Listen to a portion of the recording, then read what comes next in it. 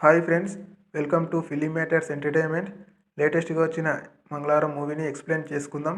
ఇలాంటి మరిన్ని movies explanation videos కోసం మన ఛానల్ని వెంటనే సబ్స్క్రైబ్ చేసుకొని పక్కనున్న బెల్పై క్లిక్ చేయండి. ఇక టాపిక్లోకి వెళ్దాం. ఓపెన్ చేయగానే రవిని చూపిస్తారు. రవి భయంగా ఊర్లో ఉన్న మహాలచ్చమ్మ గుడికి వెళ్తాడు.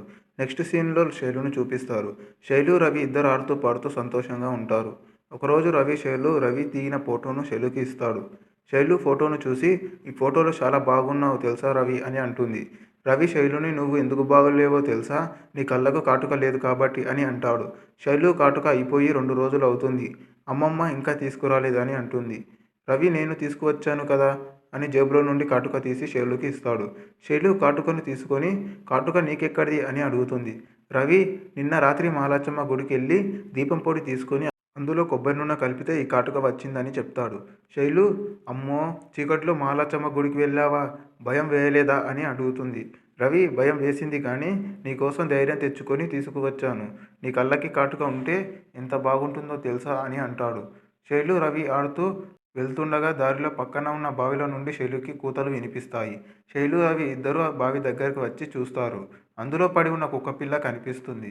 రవి పక్క గుడిసెలో ఉన్న తాడును తెచ్చి బావిలోకి దిగి కుక్కపిల్లను తీసి శైలుకి ఇస్తాడు. శైలు కుక్కపిల్లను ఇంటికి తీసుకెళ్తాను అని అనగా, రవి, నీ ఇష్టం శైలు అని అంటాడు. శైలు రవితో, ఈరోజు మా నాన్న వచ్చి నన్ను ఇంటికి తీసుకువెళ్తానన్నాడు, తొందరగా ఇంటికి వెళ్దాం పదా అని అంటుంది. శైలు ఇంటికి వెళ్తుంది. ఇంటికి వచ్చిన శైలు వాళ్ళ నాన్న శైలు మీద ఉన్న భూమిని తన పేరు మీద రాయాలని శైలు అమ్మమ్మని అడుగుతాడు. నిజానికి శైలు వాళ్ళ అమ్మ చనిపోతుంది. శైలు నాన్న రెండవ పెళ్లి చేసుకొని వేరే ఊర్లో ఉంటాడు. శైలు తన అమ్మమ్మ దగ్గరే ఉంటుంది. శైలు వాళ్ళ నాన్న తన పేరు మీద భూమి రాస్తేనే శైలును తన వెంట తీసుకెళ్తానని అంటాడు. శైలు నాన్నకి భూమిని ఇవ్వడానికి శైలు వాళ్ళ అమ్మమ్మ ఒప్పుకోదు. దీంతో శైలు నాన్న, పిన్ని అక్కడి నుండి వెళ్ళిపోతారు. ఇదంతా శైలు చూసి చాలా బాధపడుతుంది. తర్వాత శైలు ఊర్లోని మహాలచ్చమ్మ గుడి దగ్గర కూర్చొని ఏడుస్తుండగా రవి వచ్చి, ఏమైంది శైలు, అలా ఉన్నావు అని అడగగా, శైలు, మా నాన్న తనతో తీసుకెళ్తానన్నాడు రవి, కానీ తీసుకెళ్ళలేదు అని అంటుంది. రవి, దీనికి ఎందుకు అంత బాధపడుతున్నావు, అయినా మీ బాబు మా బాబు ఉన్నా ఒకటే లేకపోయినా ఒకటే అని మంచి జరగాలని ఇద్దరు గుడిలో దీపం వెలిగిస్తారు. అప్పుడే రవి వాళ్ళ నాన్న వచ్చి, చెప్పిన పని చేయకుండా ఇక్కడికి వచ్చి ఆటలాడుతున్నావా అని రవిని కొడతాడు. దీంతో రవి వాళ్ళ నాన్నను తిట్టి అక్కడి నుండి వెళ్ళిపోతాడు. రవి వాళ్ళ నాయన శైలుతో, ఏం శైలు, ఇంటికి రావడం మానేశావు, రేపు ఇంటికి రా అని చెప్పి వెళ్ళిపోతాడు. మరుసటి రోజు శైలు పెద్ద మనిషి అవుతుంది. శైలు అమ్మమ్మకి ఏం చేయాలో తెలియక శైలు నాన్నకి ఫోన్ చేసి చెప్తుంది. కానీ శైలు వాళ్ళ నాన్న రానని చెప్తాడు. కొన్ని రోజుల తర్వాత రవి వాళ్ళ ఇంటికి నిప్పు అంటుకుంటుంది. అప్పుడే శైలు అక్కడికి వస్తుంది. అక్కడే ఉన్న ఓ వ్యక్తి, మంటల్లో తండ్రి కొడుకులు ఇద్దరు పడి చనిపోయారు అని అంటాడు. ఆ మాట విని శైలు రవిని కలవరిస్తుంది. 10 సంవత్సరాల తర్వాత మంగళవారం అర్ధరాత్రి బ్లాక్ కలర్ ఒక కుక్కను చూపిస్తారు. ఆ కుక్క చాలా వేగంగా పరిగెడుతుంది. అలాగే ఒక ఆడమనిషి తలపై చేతుల మీద కుండలు ఎత్తుకొని ఊరి వీధుల్లో తిరుగుతుంటుంది. మరుసటి రోజు ఉదయం ఊరిలోని జనం ఒక గోడను చూస్తూ ఉండిపోతారు. అప్పుడే ఊర్లోకి కాశీరాజు, పులి ఇద్దరు వస్తారు. పులి అనే అతనికి కళ్ళు కనిపించవు. అందుకే పులి కాశీరాజు వెంబడే ఉంటాడు. జనాలు గుమిగూడి ఉండటాన్ని కాశీరాజు చూసి పులికి చెప్తాడు.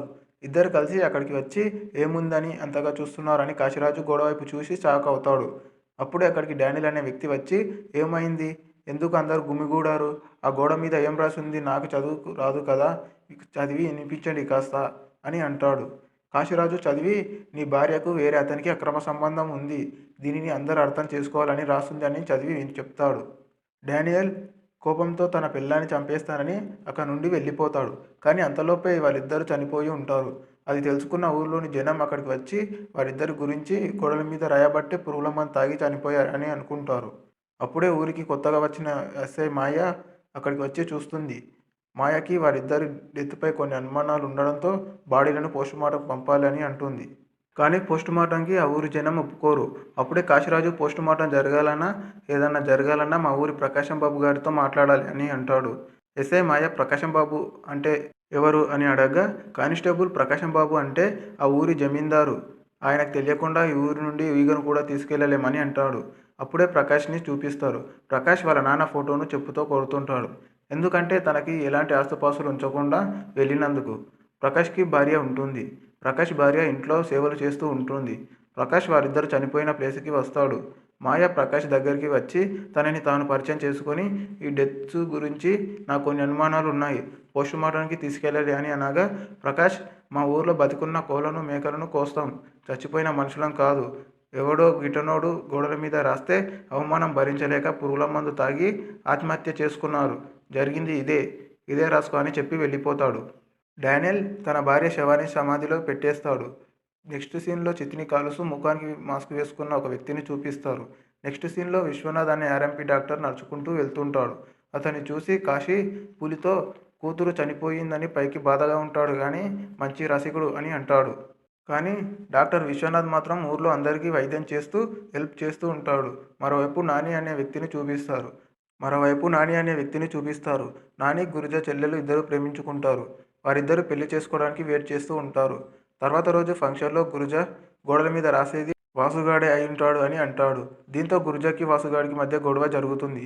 నెక్స్ట్ డే ఆ ఊరిలోని పూజారి జాతర జరిపించడానికి ప్రకాష్ ఇంటికి వచ్చి ప్రకాష్ని డబ్బులు అడుగుతాడు. ప్రకాష్ డబ్బులు ఇవ్వకుండా పూజారిని గెంటేస్తాడు. అప్పుడే ప్రకాష్ భార్య పూజారిని పిలిచి జాతరకు కావాల్సిన డబ్బులను ఇస్తుంది. వెంటనే మహాలచ్చమ్మ జాతర పనులు మొదలు పెడతాడు. అందరూ జాతరలో ఎంజాయ్ చేస్తూ డ్యాన్సులు ఆడుతూ ఉంటారు.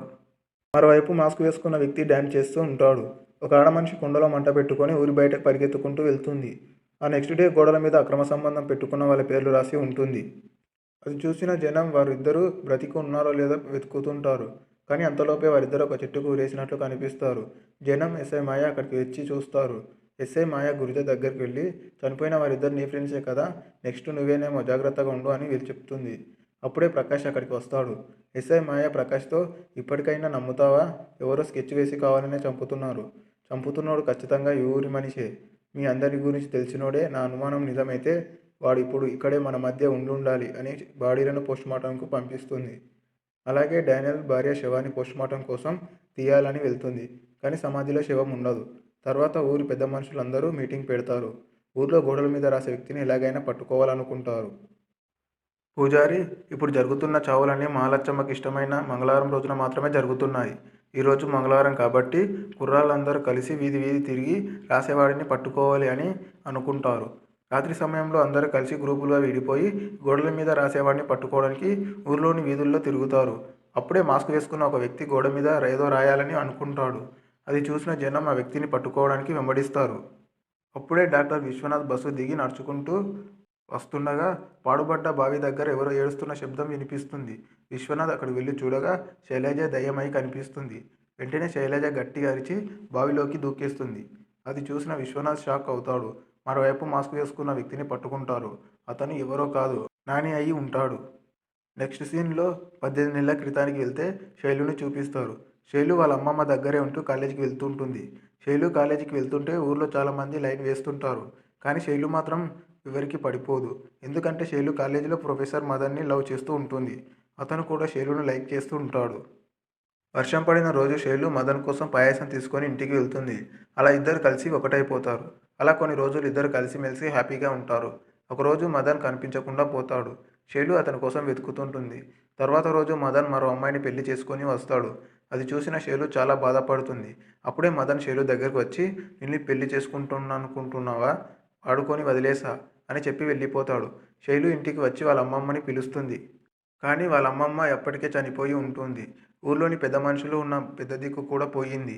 శైలును నువ్వు తీసుకెళ్ళి చూసుకోవచ్చుగా అని చెప్తారు.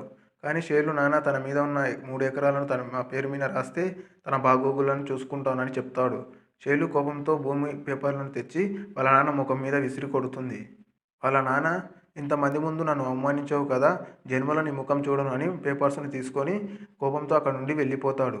ఇక శైలుకి ఎవరు లేకపోవడంతో డిప్రెషన్లోకి వెళ్ళిపోతుంది. శైలుకి మదన్ లేకున్నా ఉన్నట్టుగా కనబడతాడు. ఎవరెవరితోనో మదన్లాగా ఊహించుకొని అక్రమ సంబంధాలను పెట్టుకుంటుంది.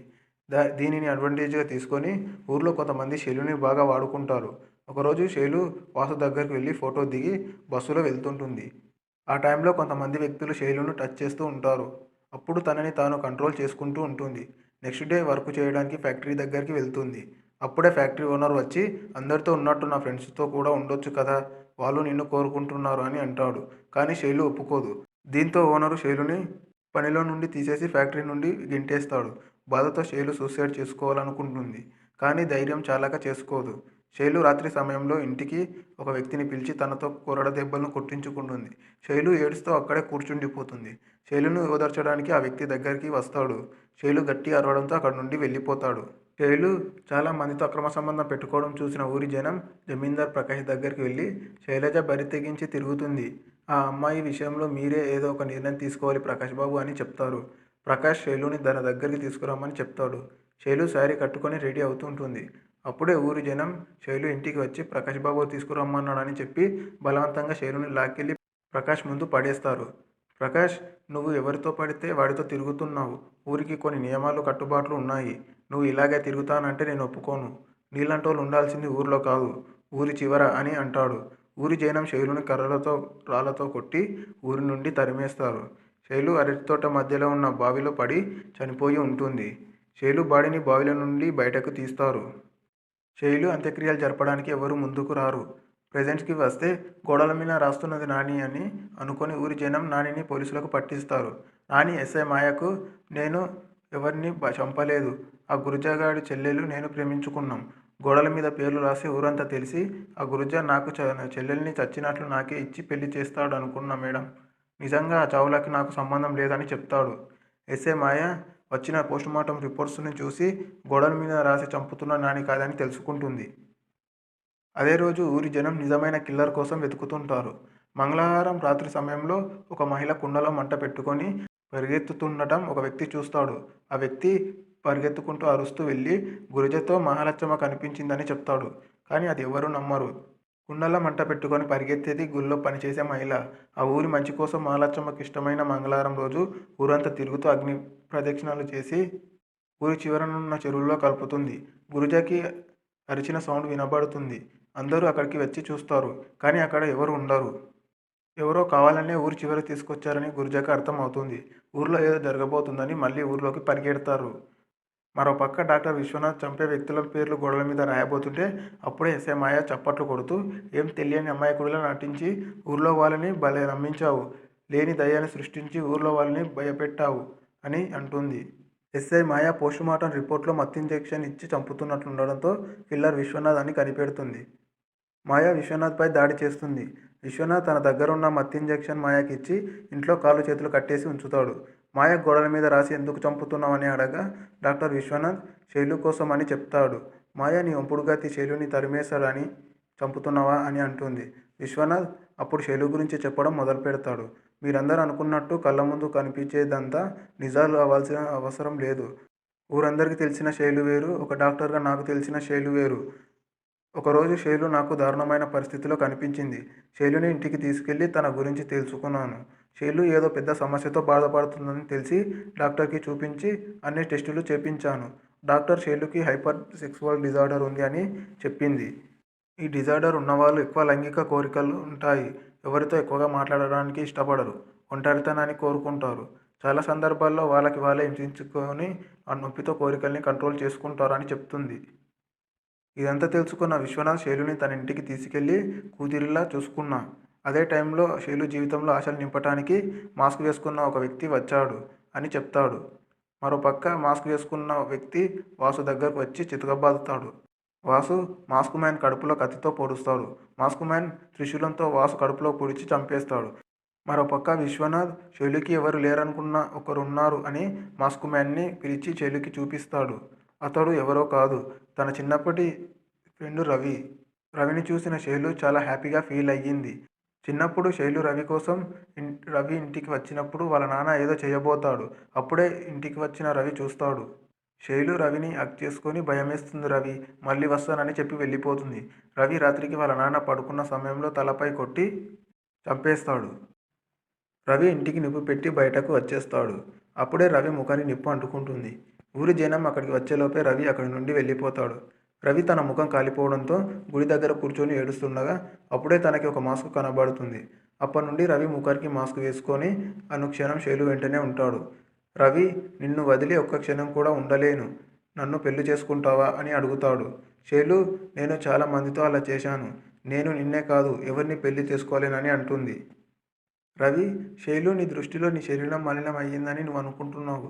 కానీ నా దృష్టిలో నీ మనసు చాలా మంచిది అని చెప్పి రవి మరుసటి రోజు పెళ్లి చేసుకోవడానికి వేరే ఊరికి వెళ్ళి బట్టలు కొనుక్కొని వస్తారు. కానీ అంతలోపే శైలు చనిపోయి ఉంటుంది. అది తెలుసుకున్న విశ్వనాథ్, రవి అక్కడికి వెళ్ళి చూస్తారు. ఊరి జనం అందరూ శవాన్ని గోదావరి నదిలో పడేద్దామని అనగా విశ్వనాథ్, అవసరం లేదు, మున్సిపాలిటీ వాళ్ళకు ఫోన్ చేస్తా, వాళ్ళే వచ్చి తీసుకెళ్తారా అని చెప్పి జనాన్ని పంపించేస్తాడు. అందరూ వెళ్ళిపోయాక చాటున దాక్కున్న రవి శైలు దగ్గరకు వచ్చి ఏడుస్తాడు. ఇదంతా విశ్వనాథ్ మాయకి చెప్తాడు. ప్రజెంట్కి వస్తే మాయ, చంపుతున్నది నువ్వొక్కడివి కాదన్నమాట, నీతో పాటు ఇంకొకడున్నాడు. శైలు తనకున్న ప్రాబ్లంని ఊర్లో వాళ్ళతో చెప్పుకోలేదు సరే, ఒక డాక్టర్గా నువ్వైనా చెప్పాలి కదా అని అనగా విశ్వనాథ్, శైలుకి ఇలాంటి ప్రాబ్లం ఉందని చెప్తే ఈ ఊరోళ్ళు అర్థం చేసుకోగలరా, అసలు నమ్ముతారా అని అంటాడు. మాయ, ఆ అమ్మాయి ఆత్మహత్య చేసుకుంటే ఎవరు మాత్రం ఏం చేస్తారు అని అంటుంది. విశ్వనాథ్, మీరందరూ అనుకున్నట్టు శైలజ ఆత్మహత్య కాదు, హత్య అని చెప్తాడు. దీంతో ఎస్ఐ మాయకు ఒక్కసారిగా దిమ్మ తిరిగిపోతుంది. శైలుని ఆ 6 మంది కలిసి చంపేశారు అని చెప్తాడు. అందుకే ఆ నలుగురిని వేటాడి వెంటాడి చంపేశాడు. ఆ 5వాన్ని కూడా ఈ పాటికి పంచభూతాల్లో కలిపేస్తుంటాడు. వాడే ఆ ఫోటో స్టూడియో వాసు అని చెప్తాడు. మిగిలింది 6వ ప్రాణం, మరి కాసేపట్లో నా చేతుల్లో సమర్పణం అని అనగా మాయ, ఎవరు ఆ మనిషి అని అంటుంది. ఊరంతా దేవతగా కొలిచే జమీందార్ భార్య రాజేశ్వరీదేవి అని చెప్తాడు. నెక్స్ట్ సీన్లో ప్రకాష్ని చూపిస్తారు. ప్రకాష్ ఇంట్లోకి రాగానే ప్రకాష్ భార్య కంగారుతో ప్రకాష్ దగ్గరకు వచ్చి గోడ మీద పేర్లు రాసింది ఎవరో తెలిసిందా, ఎవరు ఆ మనిషి అని అడుగుతుంది. ప్రకాష్ కోపంతో గొంతును పట్టుకొని చేసిందంతా చేసి నాటకాలు ఆడుతున్నావా అని అంటాడు. అప్పుడే ప్రకాష్ భార్య రాజేశ్వరీదేవి ప్రకాష్ని కత్తితో పొడుస్తుంది. ప్రకాష్ రాజేశ్వరీదేవిని పక్కకు నెట్టి ఎందుకు చేసావు ఇదంతా అని అడుగుతాడు. రాజేశ్వరీదేవి, శైలు నడుచుకుంటూ వెళ్తున్నావు, కొంతమంది ఆమెను వెంబడించారు. అప్పుడే అక్కడికి వచ్చిన శైలు ఒక రూమ్లో నేను, ఫోటో స్టూడియో వాసు కలిసి ఉండటాన్ని చూసింది ఎక్కడైనా చెప్పు వాగుతుందేమోనని అందరం కలిసి చంపేయాలని అనుకున్నాం. అలా చంపాలంటే ఊరికి దూరం చేసి ఆమె అందరితో అక్రమ సంబంధం పెట్టుకుందని జమీందారిని నమ్మించేలా చేయాలని ప్లాన్ చేసి ఊరి నుండి తరిమేసేలా చేశాం. అప్పుడు మేము 6గురం కలిసి శైలుని చంపేయాలని బావి దగ్గరకు తీసుకెళ్ళాం. శైలు మమ్మల్ని ఎంత వేడుకున్నా వినకుండా గొంతుకు తాడు బిగించి చంపేసి బావిలో పడేశామని చెప్తుంది. ఇది విన్న ప్రకాష్, నీలాంటి దాన్ని బతకనివ్వకూడదని తన భార్యను ఇంటి బయటకి లాకెళ్ళి ఇంటిపై నుండి కిందికి పడేస్తాడు. ప్రకాష్ తన భార్య దగ్గరకు వచ్చి కామంతో కళ్ళు మూసుకుపోయి, సాటి మనిషిని చంపేంత నీచానికి దిగజారావు, నీలాంటి జంతువును క్షమించకూడదని పెట్రోల్ పోసి అంటిపెడతాడు. రాజేశ్వరీదేవిని చంపేయడానికి వచ్చిన విశ్వనాథ్ అది చూసి అక్కడి నుండి వెళ్ళిపోతాడు. ప్రాణాపాయ స్థితిలో ఉన్న రవి శైలును తలుచుకుంటూ అదే బావిలో దూకేస్తాడు. మరుసటి రోజు ఉదయం ఎస్ఐ మాయ ప్రకాష్ ఇంటికి వచ్చి ఎలా జరిగిందని ప్రకాష్ని అడుగుతుంది. ప్రకాష్ ఊర్లో జరుగుతున్న అరాచకాలను చూసి తట్టుకోలేక ఊరి మంచి కోసం తనని తాను కాల్చుకొని మహాలచ్చమ్మకు ఆత్మార్పణం చేసుకుందని చెప్తాడు. ఆమె ఎలా చనిపోయింది అనేది మాయకు విశ్వనాథ్ మాత్రమే తెలుస్తుంది. అక్కడున్న జనం మాత్రం ప్రకాష్ చెప్పింది నిజం అనుకొని ఏడుస్తూ ఉండిపోతారు. తర్వాత విశ్వనాథ్ ప్రకాష్కి ట్రీట్మెంట్ చేయడానికి వచ్చి, తప్పు చేసిందని నీ భార్యని చంపేశావు, ఊరందరి ముందు తనని దేవతనెందుకు చేశావని అంటాడు. ప్రకాష్, ఊరంతా దేవతలా కొలిచే నా భార్య ఒక తప్పుడు మనిషి అని తెలిసే వాళ్ళ నమ్మకం చచ్చిపోతుంది. మనిషిలో నమ్మకం చచ్చిపోతే ప్రేమ, భయం, భక్తి అన్నీ చచ్చిపోయి మూర్ఖత్వం ఒకటే మిగులుతుంది. అందుకే అలా చేశానని చెప్తాడు. విశ్వనాథ్ వెళ్ళబోతుంటే ప్రకాష్, నీ ప్రశ్నకు సమాధానం చెప్పాను, మరి నా ప్రశ్నకు సమాధానం చెప్పవా అని నువ్వు మహాలచ్చమ్మ, శైలు చనిపోయిన రోజు ఊర్లో లేరని ఎస్ఐ మాయతో చెప్పావు. మరి నీకు మహాలచ్చమ్మకు నిజం చెప్పిన 3వ మనిషి ఎవరు అని అడుగుతాడు. ఇక్కడ ట్విస్ట్ ఏమిటంటే కళ్ళే కనిపించని అని అనుకున్న పులికి కళ్ళు కనిపిస్తాయి. పులి బావి దగ్గర కూర్చొని తాగుతున్న సమయంలో 6గురు కలిసి శైలుని చంపడాన్ని చూసి అందరూ వెళ్ళాక శైలు దగ్గర కూర్చొని ఏడుస్తున్న సమయంలో పులి మా దగ్గరకు వచ్చి శైలుది ఆత్మహత్య కాదు, హత్య అని జరిగిందంతా చెప్పాడు అని చెప్తాడు. దీంతో మూవీ ఎండ్ అయిపోతుంది. ఓకే ఫ్రెండ్స్, మీకు ఈ మూవీ ఎక్స్ప్లెనేషన్ నచ్చినట్లయితే వీడియోని లైక్ చేయండి, మన ఛానల్ సబ్స్క్రైబ్ చేసుకొని పక్కనున్న బెల్పై క్లిక్ చేయండి. Thanks for watching.